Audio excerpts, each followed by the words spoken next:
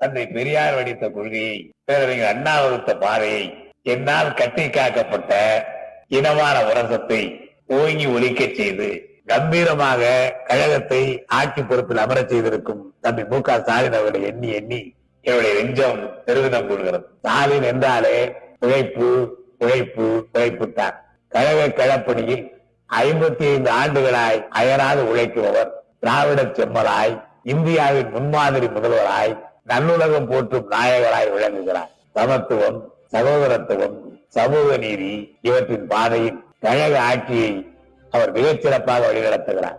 இனமானம், மொழிமானம், சுயமரியாதையை கண்போல் காக்கும் அவரது கடமை உணர்வை கண்டு நான் வாழ்த்துகிறேன், பாராட்டுகிறேன். வாழ்க பெரியார், அண்ணாவின் புகழ், ஓங்குக திராவிட மாநில.